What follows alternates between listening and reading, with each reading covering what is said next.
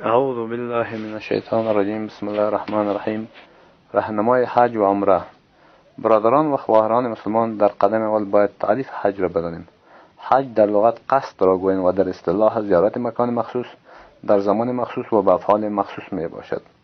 زمانی که از کشور انسان به طرف کشور عربستان سعودی جهت ادای فریضه حج و یا عمره حرکت می کنید، اگر هوای کابل به طرف مدینه منوره سفر داشتید، ضرورت به پوشیدن احرام نیست.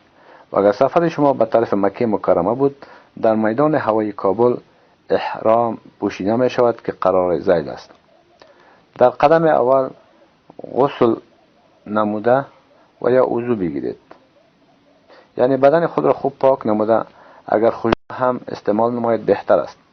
بعدا احرام را پوشیده که به عبارت از لنگ و چادر است می باشد. برای ما پوشیدن هر نوع لباس که مناسب زن مسلمان می باشد درست است، در صورتی که مزین به آرایش و زینت نباشد.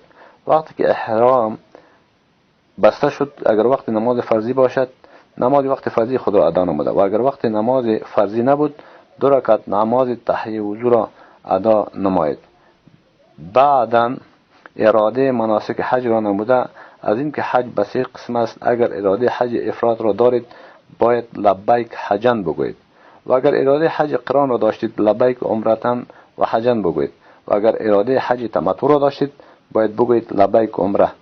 بعدا به گفتن تلبیه لبیک اللهم لبیک لبیک لا شریک لک لبیک ان الحمد والنعمت لک والملک لا شریک لک را شروع کنید تا که به مکه مکرمه برسید و شروع به طواف میکنید.